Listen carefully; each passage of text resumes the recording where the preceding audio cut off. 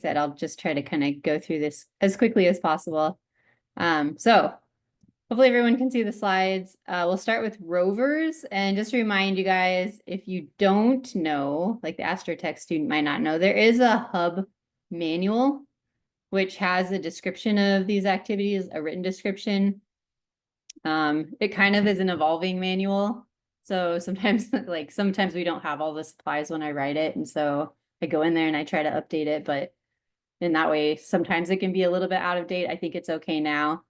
But I will share these slides with you guys, and what's on these first slides here is a link to the mission objective that the students have access to. That's what they read to try to understand what the challenge is from their perspective. So this is just a link to that webpage. And then this second link is a link to that part of the hub manual. So if you're running the rovers event, it would be good before the event to just look through these two documents to make sure you understand what the students are expected to do. And yeah, my goal for this is just make sure everyone who's volunteering knows how to set up the course, make sure you know how teams are expected to drive the course, and then how the objective can be scored. I know Arizona probably has a different score sheet for this, so what I show you might not be the score sheet that you guys are using. And then some of the other details, it's so specific to the event, I can't really tell you exactly how, everything's going to get set up in a room or the timing of the event. So just for volunteers, make sure if you're not sure about what to do there, make sure you're talking to whoever your hub coordinator is for those details. Okay, so first thing with rovers is the mission objective, and I'll show you the map in a second. Maybe this is not in the best order, but the mission objective is to program a robot that can autonomously, so that means without any type of commands being sent, drive through a tunnel like this. And that means that the rover actually has a distance sensor on it that can sense that there's, a wall in front of it. And then students can do different things to figure out which way to turn, but it needs to be able to tell whether it's a right-hand corner or a left-hand corner, and then execute that turn and then continue driving and hopefully be able to drive all the way from one end of the tunnel to the next. In order to set up this event, you need to actually make the tunnel. So the different hub events are getting these printed maps that you can see on the bottom here. Some of them are colored. I'll show you that in a second. And some of them are just kind of this gray with the yellow grid. But you're also getting the tunnels themselves. And these are it's thin black foam, and they are cut in they're cut so they will fold like the tunnel that you're seeing. But what I'm showing on this slide is that if you just bend them over and set them on the map, they're going to be pretty flimsy. They're going to fall over pretty easily. So as you're setting up this event, I recommend, and it takes probably a little bit of time, but I would recommend using paper clips, or if you've got a better idea, go for it. But paper clips just bent at a 90-degree angle and then taped to support the corners of these tunnels works pretty well. And then they stay kind of in their form, and even if the robot bumps them, they don't fall over. So that's what you need to do to set up. And like I said, it's kind of quite a bit of work. So for every map, you have 7 straight segments you need to set up, and there's 4 corner segments. And then they're just black. I always have these grand ideas that we're gonna decorate everything and make it super artsy, but we just always run out of time. So and I know Arizona event is coming soon, and Idaho, you probably don't have any control or time to do this. But if anyone is super motivated, you could spray paint the tunnels or do something to make them look a little bit less boring, but they work the way they are. And then for the actual event itself, I recommend having a sequence where teams can try it twice, and it gets a little bit harder. So I split it up into 2 rounds. The first round, you just set up a tunnel that looks like this on the map. So you're using the grid on the map to kind of guide where you put the tunnel segments. All of the corners need to be 90-degree corners. That was the guidance in the mission objective. And it doesn't have to look just like this, but for round 1, you should set it up just to make it a little bit easier. You could set it up so it just has 2 corner segments. So it could go like this, or it could go this way and that way. And you don't necessarily have to start and end on the long end. I know I said that, but you just kind of want to go the full length of the map. But I would start out with this. This is a little bit easier. And then if you have time to do a second round, then you can add the next two corner segments and make it a little bit harder because there's more turning to be done. Okay, and again, go ahead and stop me if you have questions. Hopefully this is clear. Okay, and then in order to have this, so that's how you set up the map. Teams, by the way, are not going to know exactly how you're going to set up the map, so you can set it up however you want. They should have a robot that will work with whatever the map setup is. So if you have a team like telling you you have to set up a map a certain way, that means they did not program the robot correctly, right? Maybe they programmed it to drive a certain distance and turn, and then drive a certain distance and turn. If you want to have them do that, if that's just what they did, that's fine. You don't, but it's not the same as doing the challenge as asked. Okay, so in terms of how you set up the event, again, it might be nice.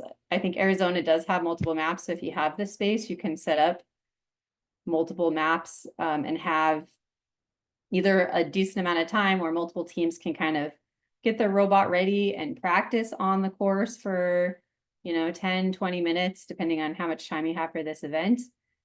Because it always takes them time to get their code uploaded and everything kind of working, the Bluetooth working, stuff like that. So you can have practice maps out so they can test their robot. And then it's kind of fun, I think, to have, even if you have multiple maps, so you've got one team ready to go on this map and another one ready to go on this map, and maybe even 4 maps where they're ready to go for the first round. It is kind of nice to stop everybody so they can watch the other team's robots try to execute the map. And then after that, right, they do round 1. You shouldn't need to do anything but add those extra corners, and then the robot should even just be able to go on the same map. Okay, so does that make sense kind of how that goes? Hopefully, interrupt me if you're confused, because now this is the whole point, is to make sure you guys understand this. Okay, cool. And then I know that Stephanie and Anne has seen this, but just so you guys have an idea about what this might look like, I'll just start both of these guys here. The robots are probably going to drive pretty slow because you can't really speed through this successfully. But it is possible to make a robot do this. I tried this and I didn't spend a lot of time on the code, like refining how it turned the corners and everything. So if you're watching these videos carefully, you'll see that my robot actually bumps the tunnels when it's turning in the corners, because it's just, I should have made the tunnels bigger, to be quite frank. So you can see it bumped here. That's fine. Just my robot still made it through, even though it kind of messed up the tunnels. And so like I said here, if the rover bumps the tunnels, you can take points off for that team. And then the way that I have the score sheet is that if you have time, you can let, if the robot's totally failed and gone off course, I think it's fine to let the teams reset their robot maybe up to 3 times.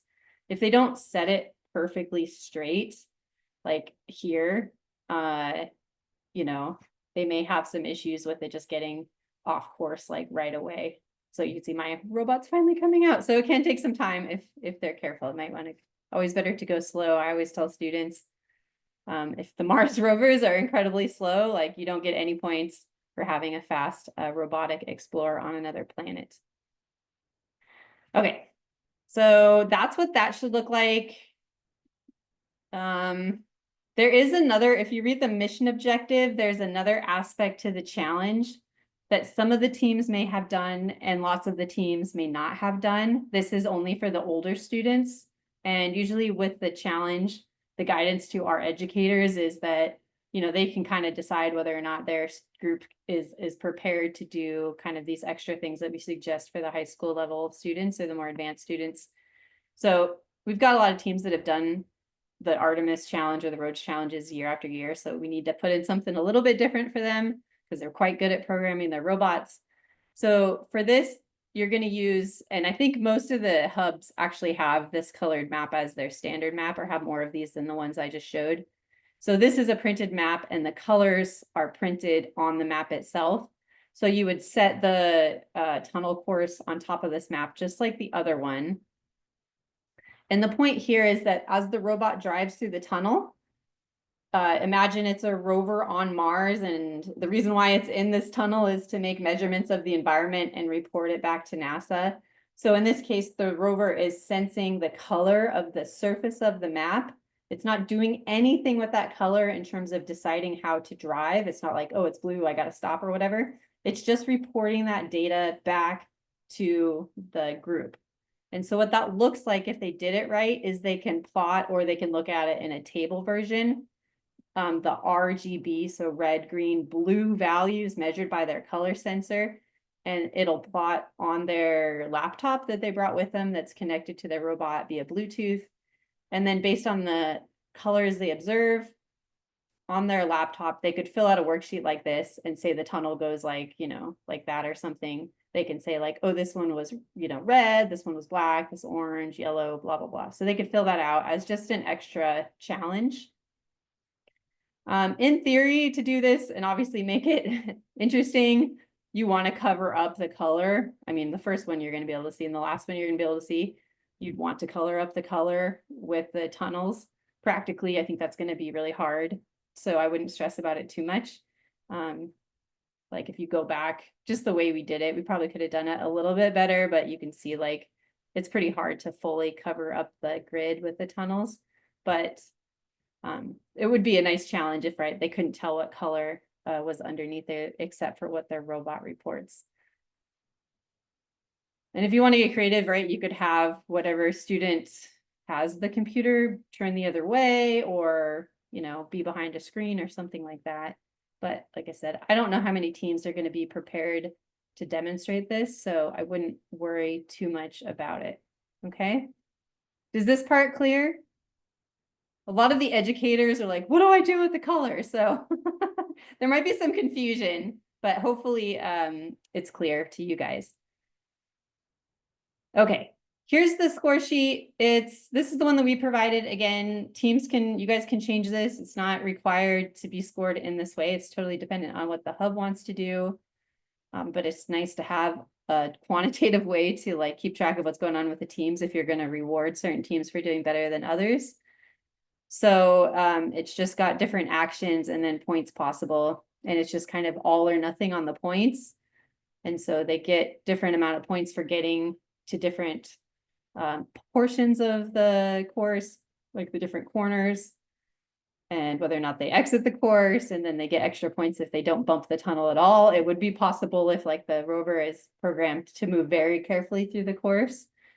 And then they get points if it works the first time. And then I don't know. I'd be curious to see, Arizona, how you change this, because you guys probably I just made this up and you guys talked to first, so they probably are better at this than we are. But yeah, if you look at their code, like you could give them points for like commenting their code or whatever if you wanted to enhance this. But okay, that's Steph, rovers. Yeah, go ahead. Steph, I don't think we changed any of this, right? We just added to No, it. I changed. I can put in the chat what I changed, but it's changed. Okay, all right, never mind. Yeah. And if you don't have that many teams, like, and everyone's doing it at the same time, you don't even have to score them. Like we just, for Washington, we have so many teams and they're like going all day. So if we pick one at the end, if we don't have something like this, we'll get pretty confused. Yeah. Everything that first suggested in their rubrics was just based on like team collaboration and how well they worked together or communicated or coded and like went back. It seems like they're encouraged to go back and like try again. So Gotcha. Yeah, and that's something I didn't really mention, but some of the hubs, like your guys' hub, if you have time and you have people there that know something about programming these robots, even if it's other teams helping each other, like the teams helping each other, you can give them time to like change their code, fix their code, change their rover, like just starting from scratch, right? And trying just to do just to have the robot like stop at a wall. Like you can get them a little bit closer to the goal. Normally what we see is that when students see that this is possible, like, oh, that other group of students did it, then they kind of feel like they have a little bit more enthusiasm for like trying to figure it out themselves. Whereas if they've never done it before and never seen anybody do it, they kind of think it's impossible. So yeah, for Idaho, if you guys have time like that in your event, like again, it's not the kind of competition where you have to just come prepared and there's no opportunities to try to improve. Okay. That's rovers. So hopefully you guys understand what that should look like. And again, how it exactly goes at each hub event. Hopefully the hub coordinator will tell you exactly how they want you to evaluate it and what you should be doing in terms of timing, in terms of like how long to give them to practice and then how long to give each group to like actually do the challenge. All right, we'll go on unless you guys have questions. I'll pause for questions. Again, good time to ask. Okay. All right. Rockets. So this is a good one because we're sending brand new rocket launching kits that I think are pretty easy to use, but you've never experienced them. Or maybe you have now because you guys have it, right? You guys have it in Arizona, maybe tested it. But so the point of this part is just to make sure you know how to use the rocket launchers, make sure you understand what the teams are actually prepared to present, and then some ways that you can score this mission objective. And again, how the rockets happens at the hubs is very different. Like we do ours in a rotation where like maybe 5 groups are doing it at a time. And I know Idaho likes to just have them all go outside and do it maybe during lunchtime at the same time, which is easier. In terms of being a volunteer helping with rockets, I think this one's a lot more exhausting. So that's something to think about if you're like asking volunteers to launch rockets all day. Like it's kind of a big ask without a break or someone to come in and like sub out a little bit because you're outside and there's physical exertion. So it's a lot more tiring, I think, than the other ones. Okay, so what we're sending that's different than what we did last year is these strato launchers, which are, I think, are nice because even though they're a little bit more complicated to build, I think they'll go faster and they'll work better for launching rockets. But we do recommend that the hubs have an aquapod, at least one, as a backup, either in case these don't work or in case some, I don't know, I can't really imagine this happening, but Jesse was worried about people having a rocket that maybe didn't fit on these strato launchers for some reason. So, you know, you just need a bike pump, which you'll have for this, for the aquapod launcher. So it's easy to have one as a backup. Okay, so the strato launchers, when you get them, they will be mostly assembled, and it took me hours to assemble them. So hopefully they come like pretty well assembled. But you'll have to put a few pieces together. So that's kind of a confusing bit. So again, this is when you might want to reference these slides if you're in charge of putting these together. And the main thing is you have to like add these lines here and then plug this stuff in, this is more obvious, but the lines look exactly the same. So it could be complicated to figure out what goes where.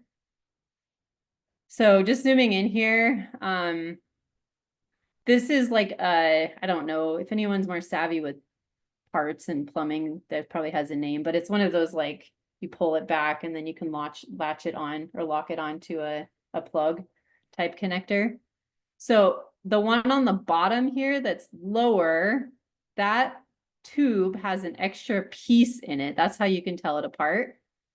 Like at this 90-degree junction, there's an extra piece here before you get to the T junction. So that's the air line, and it goes lower down here. And then on the top part it looks very similar, the water line. That one is a little bit different because it's got these valves on it, so you can turn the water on and off. You can't really see that here, but it's got a valve junction.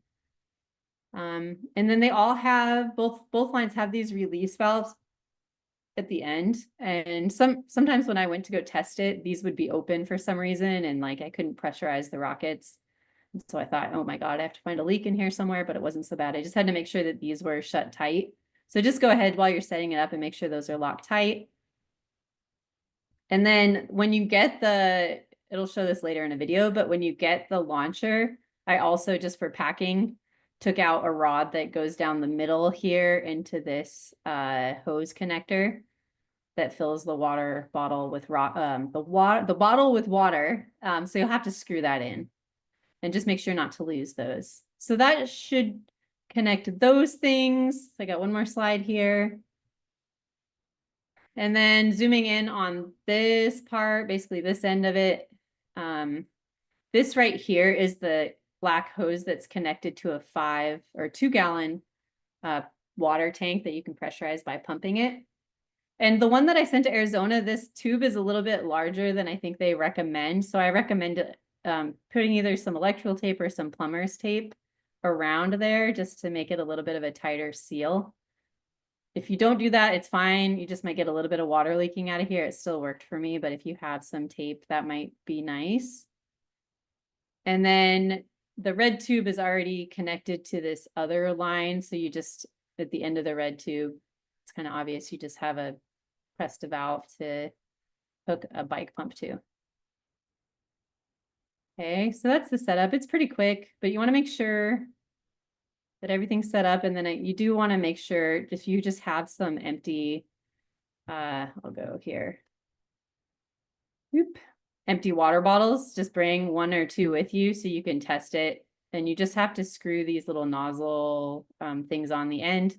And just to make sure that all of the seals are tight. Not too much issues with the water line leaking, but if the air line has a leak in it somewhere, you won't be able to pressurize the water bottle. So if that happens and it's not this nozzle, you might want to go in with a wrench and just, like, I would have a 6-inch adjustable wrench with me if you have one from home, and you can just go tighten things up. Or if you test it at NAU and it's working well, it probably will be fine at the event. But there's a bunch of places where potentially something could be a little bit loose and cause air to leak out.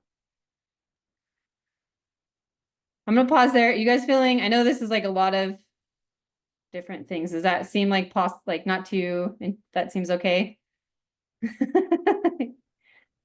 You might want to just bring the slide with you, like print it out. I'll probably print the slides out. In the Strato rocket launcher box, there was red fins and like a red bottle cap. We're not using those.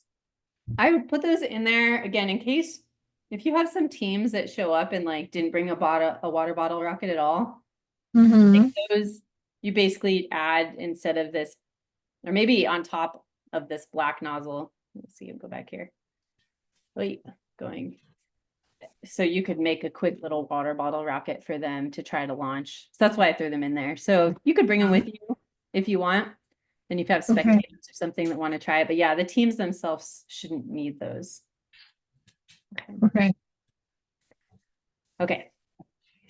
So this video, again, you might want to try this before you are at your event. I skipped some time on this in the slides because it does a lot of fancy stuff. This kind of shows you how it works. So this one's got 4, super fancy. And that's how it locks on there.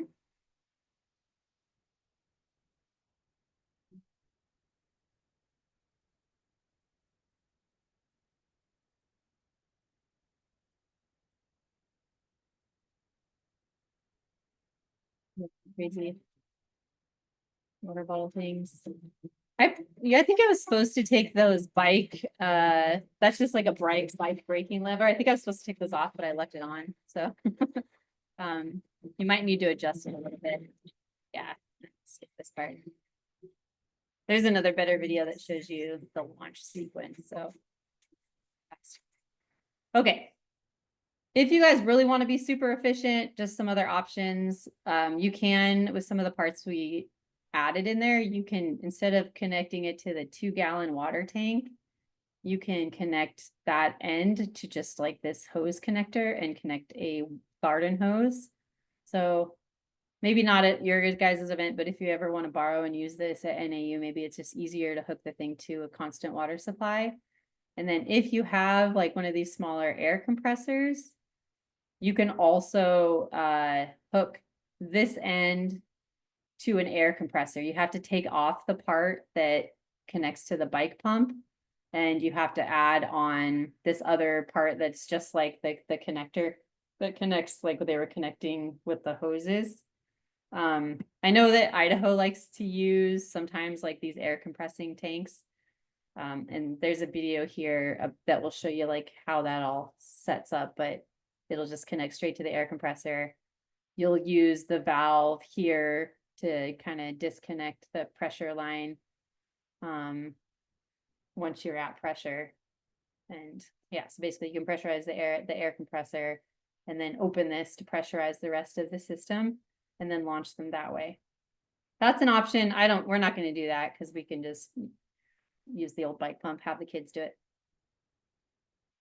Okay, so we do need to use, there should be 4 to 6 of these in your guys' kit. So make sure not to lose them. Like don't let the teams take these with them as they leave that part of your event, or else you'll run out of them. But you do need these nozzles to be at the end of the bottles that the teams bring. Should work for all 2-gallon bottles. But again, if it doesn't, that's when you go to the Aquapod launcher. And yeah, this has some just guidance, like I said, about make sure to test it and make sure everything's like sealed before you bring it to the event. Okay, launching rockets. This is my not so great video. I'll play this one, but then I will also show theirs. So the main thing here is make sure that when you put the rockets onto it's just garden hose thing actually. Make sure it's locked in there good. So try pulling the rocket up a little bit to make sure that that connected really well, because that can get stuck basically down so they don't get locked in. And then what I'm doing now is I'm opening up the water valves so that water starts filling the rockets. So there's a bunch of valves here. There's one there. There's one right next to each of the rockets. And as soon as you turn those, as long as your 2-gallon pressure tank is pressurized, water should just come automatically fill the rockets. You want to do this first after you put them on there. So you don't want to add the air pressure first. And there's a line on that rod. It's about 3/4 of the way up that it's suggested for the fill line. So you can just, again, you just turn these valves so the water turns off once the water gets that high into the rockets. And here I'm just, maybe I needed to pressurize it a little bit more to get there. Another thing is the bottom of these rocket launchers, there's kind of like a telescopy camera thing, or I don't know what to call it, but like a pivoting mechanism so you can angle the launchers. Just make sure those are tight. However, if you want to angle it into the wind, that's fine, or just keep them straight. But you do have to just make sure they're tight so it doesn't just flop over. Okay, so there's water in here for this example now. I didn't show the bike part pumping thing, but basically you just go after the water's in there, you go to the end of the red line, you got a bike pump, and just try to go for 40 to 60 PSI. You can go all the way up to 80 PSI if you want to try that, just more pumping. It took me around 30 pumps to get to 40 PSI. So if you're like pumping and nothing's happening, then something is like leaking air in the rocket. Okay, so yeah, basically put the rockets on, do the water, and then do the air. And what else? Okay, yeah, and then you're pretty much ready to go. This is just showing how it launches. So it just has a bike brake lever, and if you squeeze that, that pulls the thing that's holding the rocket nozzle on there down, and the rockets go up. These rockets don't have fins, so they are not flying very well. Hopefully students fly better than that. It was also very windy. But yeah, it works really well, and then it's easy to just reset with more rockets and go through that same sequence. And if you fill the 2-gallon water tank, I think it should be enough to do 30 rockets. So 2 gallons of water is about 30 rockets worth. So you might have to refill it, or that might be enough to get through your event. Okay. And then let's see, I think I put another video in here. There's a lot. These guys are into. I might not play this, but I'll share this with you. This is like their video that goes through basically what I just told you about how to launch the rocket. But it's a little bit longer. Okay, but that's a resource for you as well. And they have some different options there, whether you want to, you can just fill the bottle or the bottles using the funnels with water instead of using the 2-gallon attachment. But I think for our events, because we're just doing so many rockets, it's nice to have that 2-gallon attachment. Okay. So hopefully that works. Again, if you have the aquapod launchers, we have a NESB video talks about that. Again, just for time and because you guys will have these slides, I'm not going to play this video. It's really easy to use. The difference is that you have to, the edit thing on here is right in the way. You have to actually like pour water into the 2-liter bottles. So you'll need some kind of funnel, and I think I added a funnel to your guys' kit that came with the straddle launcher. And then you do need to lubricate the nozzle because in that case, the rocket basically is going straight onto the aquapod launch kit. Make sure that it's locked on there, flip it upside down, and then you can use the same bike pump to hook into the aquapod launcher to pressurize it. And then if you guys remember from last year, if you haven't done this before, don't worry, like hopefully not many teams will be using this, and they should know how to use these launchers as well, because that's what they used at home. But don't let the teams pressurize it above like 40 PSI or else it'll just start leaking pressure and it'll probably go way below 40. So that's an issue that a lot of the teams have. And then for both of the rocket launchers, obviously make sure that you do safety checks before you launch. If students are out there pumping on the bike pump, make sure it's far enough away from the rocket launchers that they're not like their head is not over the rocket launcher. Like, I think the biggest safety issues with these is when the thing accidentally goes off and someone is leaned over the bottles and the bottles hit someone like directly in the face. You could really hurt somebody doing that. So that's why I would recommend having the volunteer do the water. And just, again, if you're the volunteer doing that, make sure you never put your head over the bottles. But at that point, they shouldn't be pressurized, so it should still be safe. And then have people clear the zone. The bike pump should be far enough away that it's safe to pump up. And then again, make sure everybody's aware before it launches. So do a countdown. And then I didn't talk at all about the objective of this. So students should come with a rocket that doesn't just launch. It should have a capsule in it where they can put a Pringles chip. So at this station, you should have some Pringles, which are easy to buy. Some teams might bring their own Pringles. I recommend having enough Pringles that like, if teams start eating the Pringles, it's okay. They sell these like little containers, so you can give each team like a little container and they can use some of it for the rocket and eat the rest. That's fine. But yeah, don't expect none of these to go into people's mouths. And then, so they should be able to take a chip from you, put it inside their capsule. So it should have a little hatch. And then you're going to need to give them time to get that in there. And then it's nice to have all the teams actually watch the rocket launch because I think they enjoy that. It's fun. It's fun. This is a nice time to take pictures of the team with their rocket if you want to have those pictures. And then after the launch, students should recover their rocket and then open their capsule so that the volunteer can see what happened in there, or you can have the teams see what happened and just tell you. But basically they're trying to see whether their chip is intact or not. And then teams can use parachutes, just so you know, or not. They didn't have to use a parachute, but if they have a parachute, that's fine. And then this is a nice one, again, if you can have extra supplies on hand. So if students show up without a rocket, they can build one, even if it doesn't have a capsule, just for fun to have something to launch. Or if students need to fix their rocket, they'll have some supplies to fix it if they want to launch again, things like that. So the score sheet is basically, you know, did they have a rocket? You know, did it have a compartment for the chips or not? Did it go, that says 50 kilometers, which is actually, I should say 50 feet. Wow. 50 kilometers is really high. It does not have to go that high. Did it go 50 feet? And you don't have to measure that. 50 feet is really not very far. So if it didn't just like splits right off the rocket stand, that's probably fine. And then there's some subjective things like stable flight. And stable flight means, does it go like up an arc Or did it just do kind of what my rockets did in that video and just kind of spiral off the pad?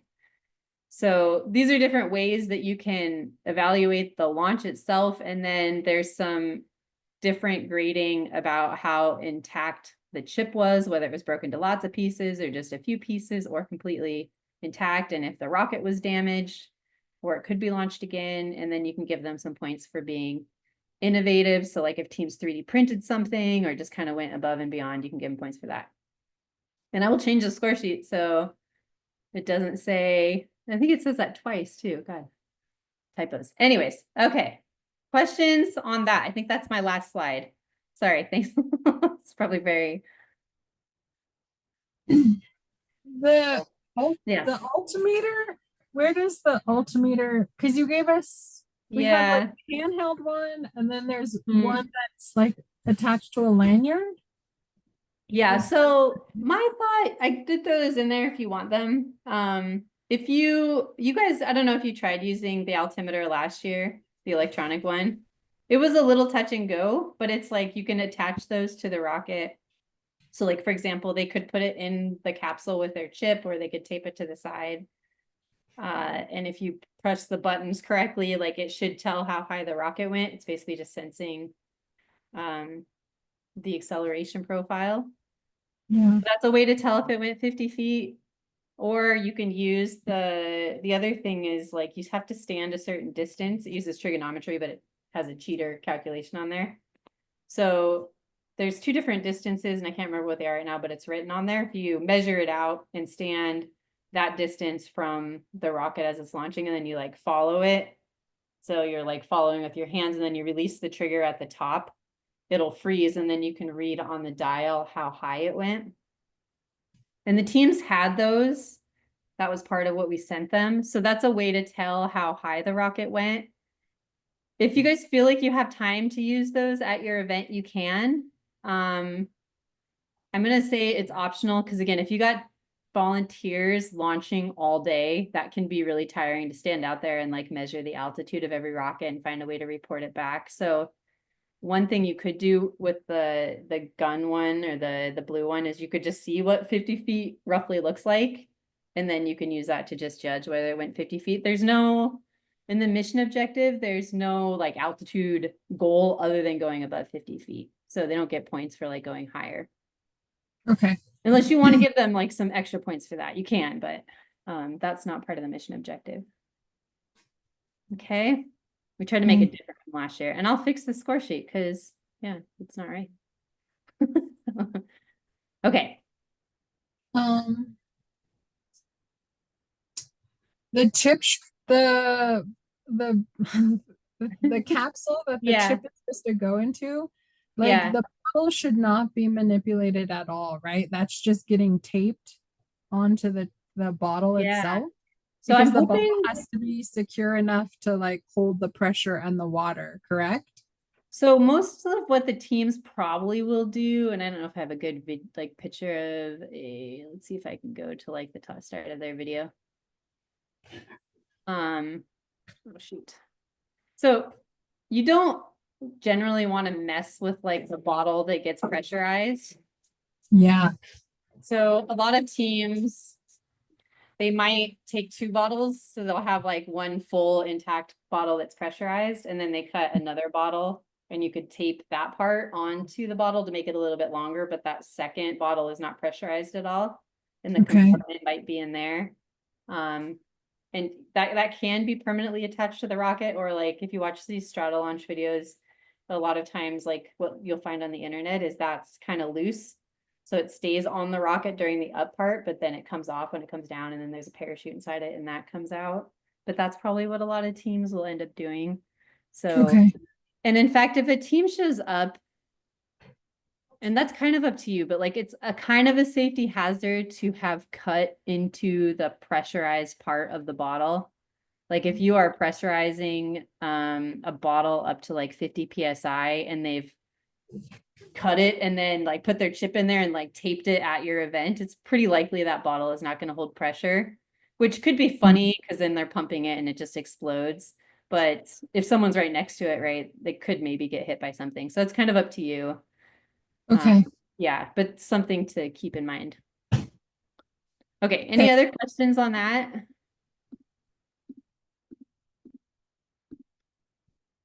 I think that's a fun challenge. I'm curious to see what teams do.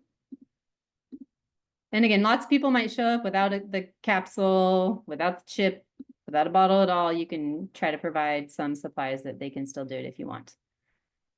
All right, splashdown challenge. This one for folks that haven't been part of the full thing. This does not have a mission objective associated with it. It's a surprise challenge. So teams have never seen this. So they're learning about it at the event and then doing it. And then I don't know if Arizona, are you guys able to do this one at your event? Okay, cool.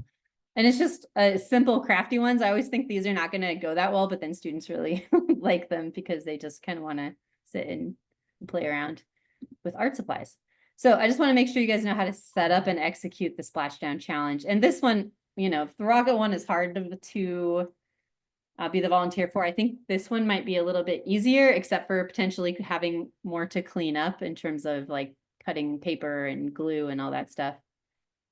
But for this one, we do, depending on how you guys want to do it at your event, we do have these top secret mission briefs, which are PDFs that you can print out and hand to the teams that describe their mission. And I know you guys can't read this. I've got the text on the next slide.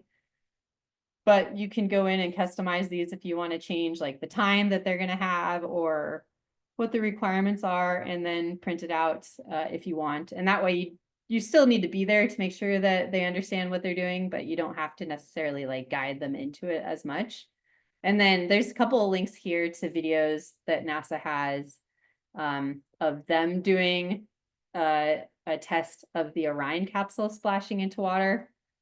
If you're doing this inside, I think it's always nice to add these NASA references because that's our job, is to reference NASA to remind people of what NASA is doing. So you can show them the connection between what we're asking the students to do and what NASA engineers do. And then this is just what the letter says. So engineers at NASA Kennedy Space Center have tasked your team with an urgent mission: design a capsule that will safely carry a mini astronaut through a splashdown test. Your capsule must weigh less than 100 grams, stay upright when dropped into water, float for 60 seconds, and keep the astronaut dry. You'll have 30 minutes to sketch your design and build a prototype.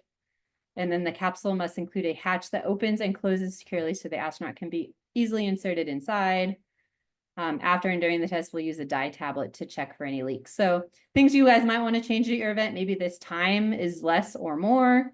Maybe you don't have a scale, so you can just take that part out, the weight limit. Those are things that you can do to adjust it. This is a NASA video that I'm not going to play, just the splashdown. Oops. Okay, and I do not have the patience for actually doing these things in earnest. So this is my attempt at doing this in about 5 minutes. So hopefully the students do something better than this. But for the hubs, I have a set of like standard art supplies that you can buy. And as long as there's paper and tape, I think they could get away with this, and scissors, but you can add more materials if you like. And then this is what the little astronauts look like. They're just little erasers. And then these are little dye tabs that are bath time busy fun bombs. So depending on the event space, you can either have, like at our event, we usually have, 6 tables in a room for the teams. And then we've got supplies on each table. So the team just sits at the table and works on it. But you can also have an event where like you put all of the supplies up front and then teams come up and grab what they want and bring it back to tables, whatever works best for you. But for the 30 minutes, right, they just need to make sure they have the instructions and the building materials, and then they can just sit there. And this is a collaboration challenge. So if you are scoring them, you do kind of want to pay attention to the teams and whether or not they are collaborating well, or if just one student is working on it and everybody else is not paying attention or doing something else. At some point, you want to have a large tub of water, as I'll show in the next slide. It doesn't have to be huge. It can be bigger if you think that would be cooler for your event and you have the room. I just recommend that the tub of water is either clear in a clear tub or a light colored tub, because the dye tablets, it'll be easier to see the color against a light background than a black background. And then you can have a timer, either like a physical timer, or you can put it on a projector or something so they can keep track of how much time they have before the end of the challenge. And then if you're doing the weight part, have a scale available.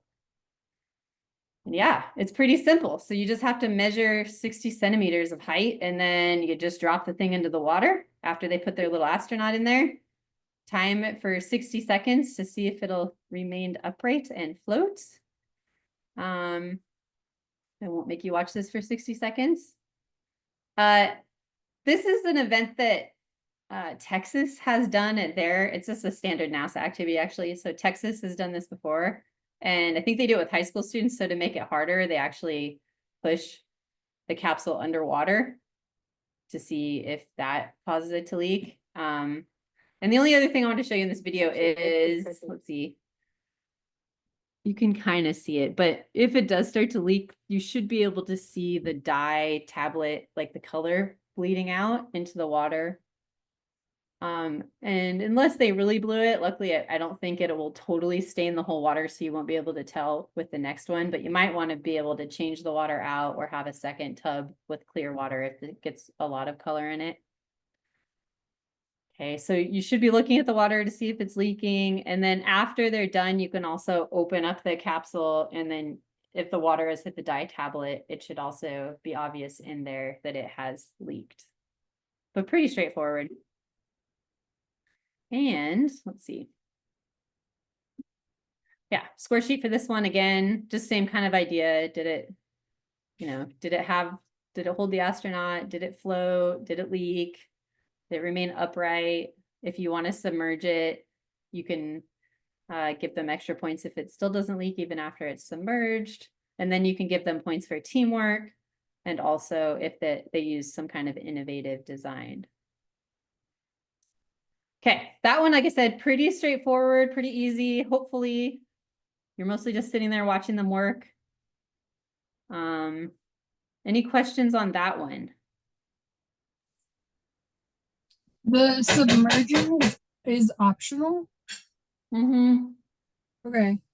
And it's totally, I would recommend doing it because I think it is a little easy, but maybe like only for the middle school and high school teams or something. Okay. But it doesn't hurt to do it. I mean, you can score them and then submerge it. So, yeah, I don't know. Like I said, I built that in about 5 minutes, like as fast as I possibly could. And it really didn't leak until I pushed it underwater.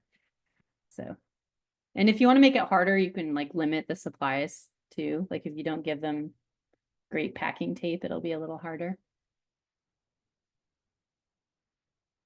Okay. The next one, and I need to add the links in here actually. So the next one is just really quick, Mission Objective Expo. This one, the volunteers are really going to just be like science fair judges walking around talking to the teams. And this is an opportunity for teams to talk about and display the results from one or more of the other mission objectives that we're not like having them do directly at these hub events. So it's really just like a science fair. They've been asked to make a trifold board. So again, just like a science fair, it should have a title and pictures and some text describing what they've done. They may also bring actual props that they did for like the plant experiment. Maybe they'll actually bring the plant, which is great. But what's in the mission objective and the description that the teams have for this is these kind of rules about what should be on their trifold board. And then the fact that they will have about 8 minutes to present what's on there to judges. So hopefully in your event, you have enough volunteers that each team can get about 8 minutes with the volunteers to talk about what they did. And then hopefully you also will have time for the different groups of students to actually walk around and see what the other teams did. One of the reasons why we did it this way instead of presentations is for the bigger events, it was hard for all the teams to watch what all the other teams did. And then the only thing I'll note with this is teams should not be penalized for not presenting everything. Really, the guidance in the mission objective was to choose one, but I think a lot of teams will probably present more than one. But if they just chose to present one, it doesn't mean they didn't do the other mission objectives. They just decided to focus in on one. And then the rubric for this, again, can be adjusted. I totally had ChatGPT tell me what to do here. So it's not my ChatGPT is great for stuff like this, but just kind of a standard science fair rubric about, you know, is the science right? Is the investigation well designed? Is it creative? How was their presentation? And then how was their display?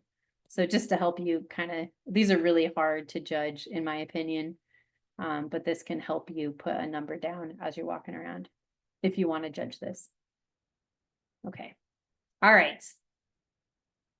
So for Arizona, that's all you're going to do. Unless you want to see the VR experience, you guys can peel off. I've got probably 15 more minutes. I can maybe do this in 10 if you want to hang out. But I will. Yeah, I'm down to hang out because okay. I also right. Additional opportunities that we can offer for engagement over the next year. So yeah, and to be honest, the VR goggles, and even this goes for like the Astrotech students in Boise State, like I don't know what I was thinking. I went to this conference, it seemed really cool, and I was like, yeah, let's do this. And then we had to buy so many of these VR goggles, and they're not cheap, that I'm really hoping they get used. So yeah, if you have some opportunity to use them, we would love to ship them around to trusted partners so that they get used. Okay, so this is basically, I think it's kind of important because if you've never used VR goggles, they're really pretty easy to use, but it's also incredibly hard for me to like show you how to use them because it's your own personal virtual reality experience. But luckily you can record videos in them. But this is really tricky for the hub events, which is not a bad excuse not to do it. We only are sending 4 headsets to each event, and there's, I mean, some teams will have 4, but some teams will have 6, and then for our event, there's just a lot of students and a lot of teams. So the timing is very tricky to make sure that each student gets to experience the VR experience. So yeah, they could be better used maybe at different types of events, but we're going to go for it. So VR goggles, just some things that you need to know when they show up. They're going to show up not in their original packaging, but in these other cases that we bought that are a little bit nicer for transport. But this is the part where you plug it in. That's kind of obvious, micro or USB-C. And then the power button's on the side here. So you just put it on your head and then you push the power button and hold it until you see the thing turn on. Turning it off is actually kind of confusing and not straightforward. So I added that to this slide. It goes to sleep pretty constantly. Like if it's not being used, it'll go to sleep to save power. So you don't have to turn it off all the time at your event, but at the end, it would be nice to turn it off. So to turn it off, you have to hold this power button for quite a while, like 2 or 3 seconds. And then a menu will come up that says power off, or that, yeah, with different power options, you have to select a button that says power options and then select power off to have it shut all the way down. So just to keep that in mind, just hold the button. If you just, you know, hit it quickly, it won't do anything. And then adjusting the headset, again, this is pretty straightforward, but you're gonna have a lot of little heads. So it's got a strap on the top here that you can adjust. And then these straps on the back, you kind of move them in and out to tighten it. It also has a wheel at the bottom that you can use to adjust the focus. I don't know how much you're going to need to do that, but if people are really complaining that it's out of focus, you might want to adjust that. These are pretty heavy, so I don't think students are going to want to have them on for a really long time, especially if they got little faces. And then there also is a way to like adjust the depth of them if people have glasses. And that's inside here. I didn't put that in the video, but that just take a look inside and there's a way to adjust how deep they are so that you can accommodate glasses. And handsets look like this. The main thing I wanted to point out on this slide, I'll just go kind of quickly because some of these are very general, but you're not going to use them for the apps, is the meta button, which is on the right-hand thing. This will always pull up the main menu. So if you don't know how to exit a app, you hit this and that will allow you to exit it. And then if your app has a menu, you can use this left-hand similar button to get to that menu. And then there's, this just shows you like how it goes in your hand. There's a gripper button that's on this side that kind of your thumb engages. And then there's a button on the other side here that your forefinger engages. And ours don't come with these like strappy things that you're seeing here, but that's fine. Okay, so let's get into it. Again, I picked this because it was pretty easy. This is a NASA project that made this. And so I'm just going to play this video and it shows you kind of what I want the students to experience at the hub event. And I think this is about 4 minutes, so bear with me and let me know if you can't hear it. Okay, I'm going to quickly hopefully show you how to use this planetary parfait program. So this is the headset. It might be nice for the students to just simplify what they see. And then the way you get to this is to go to this library thing down here. This is showing all of these. Some of these I try to take off and some of them I can't get rid of. So if you just go to applications, it should show them less, but the program is here. And then I might show you some of these other ones in a different video. But yeah, if you just click on it, it'll open it. And here I am inside the program. Let's see, my handset is not working. 1 second. Minor difficulties. There we go. There we go. Here I am inside the program. By the way, to get outside, I hit that meta button that's on your right hand dial. That's what I just did if you get stuck like that. I've never had that happen, so that might be because I'm recording this video. But what I wanted to show you is if you look at your hands, you can see what the buttons do in this program. I'm standing here on a platform. This is actually Mars that I'm on right now. And again, this program is using real NASA data taken from various missions. And there's a lot of fancy things you can do with it. What we're going to do is pretty simple, but this is real data from Mars, and I can do different things. I can walk around this platform. So to do that, I'm using my thumb control here on my left joystick. I can, if I take that same thumb controller on my right joystick, I can turn around like this. Of course, I can also turn my head if I want to see a different view. And then beyond that, I can actually move the platform itself. So in order to do that, I'm going to use the grabber things, which are the ones that say move platform. And if I hold that down and now I use the walk around thumb button, now the platform itself is moving. Okay, and then if I want to move it up and down, I just use those buttons on my left-hand controller to move it up and down, which is kind of cool. Okay, but we're still on Mars and that's not what I want the students to start on. So if I walk up to this planetary parfait screen, you can see I've got some different options here. And we're just going to use sample terrains. Luckily, we don't have to do anything too fancy. Just using the select button, I can select it. And then I want lunar South Pole. Okay, and now we're here on the lunar South Pole. And again, I can rotate and look around a little bit. And this is real NASA data. And I think it may put us right on the exact South Pole. Not entirely sure, but I'm pretty sure it's pretty close to the Shoemaker crater. So we may be right on the South Pole. But again, I can move around. I can move the platform if I want to see different parts of the South Pole. And right, if I want to go into one of these craters and get an idea about what it might be like to be on the bottom of it, I can do that as well. And this, I think, even though it's not labeled, is the crater that we used for the Artemis Roads 1 challenge, which was quite close to the South Pole. And it's kind of hard, if I go back up to the screen here, it shows you the full dimensions of the area being shown here. So it's quite a big area actually, which is why I'm giving a PDF for you guys to print out so students could get an idea about the scale of the features that they're looking at. Everything is 1-to-1, which means the height is not exaggerated at all. So there is quite a bit of elevation at the South Pole of the moon. And then there's other things you can do here on this screen. This is actually a pretty fancy program that is made even for scientists to use. So you can go here and you could go into the computer software version and add layers and take them out and upload it into the app. But here, you know, this is a way you can't tell actually. Let me fly back up. rotate around. But if I play around with what is visible here, oops, guess I gotta go to the screen. That will change what some of the data looks like. It's just a little example. And again, this is just real data, so it's layering on real imaging data. So taken from different instruments or different missions.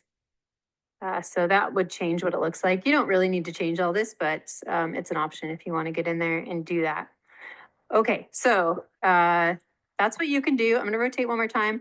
It's always tricky figuring out how to get out of these programs. So you just want to hit that meta button. It's not shown on my hand controller, but I can feel it. It's like the depressed one on my right hand side.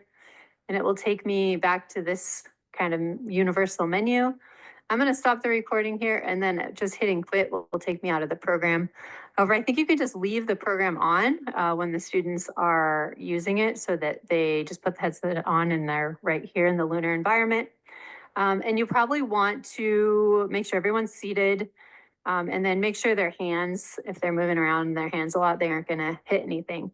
Finally, we are providing extra long power cables so that you can plug them in while the students are using it, so you don't run out of power. Okay, hopefully that's helpful. All right, sorry, fun watching myself on video, but yeah, so again, that's pretty easy. Hopefully it's fun for the students, and I don't think they'll want to spend more than 5 minutes, or who knows, 10 minutes. I'm not going to play this next video, but I will show you that it's in there. If you guys use these goggles for something else, I did put some other programs on there. So if you want to look at this later, you can. Maybe I'll just like go for it a little bit, but this is a way cooler program where they can actually like fly around the International Space Station. Floating up and down. So let's see if I can get. So that program's on there too. I would not recommend doing this program at a hub event because they will want to spend more than a few minutes in there. They'll want to spend a long time. So they'll be bummed when you take it away from them. But if you have these for a long time, this could be a cool thing to do. And all of this works without Wi-Fi. So you just put the headset on and it should work. Okay. Are these apps available to download if you have your own VR set? Yes. Yeah, if I am not a VR expert, so I know of this one because Central had it. It's what some other MetaQuest headsets they had that were older. But yeah, if you guys have some at ASU, you should be able to download these. This one wasn't free, but I paid for it like one time and it was $10 and I downloaded it on 8 headsets. So, yeah. Okay, cool. Yeah, I think it's cool. I showed a teacher this and they're like, oh man, my students would love this. I don't know if it's that educational, but I don't know. It's a cool experience. It's kind of fun to imagine. This one I like because you can go outside the space station too. And that's really kind of a cool feeling. Okay, you guys are not, oh, Chandler's still here. Sorry, Chandler, this is a long training session. I warned you guys. You're all good. Yeah, you're fine. Okay.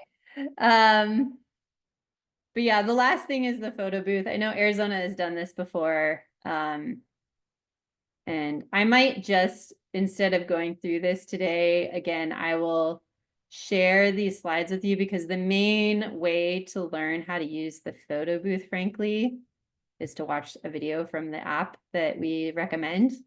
And I'm not going to bother playing the app or this video for you guys right now.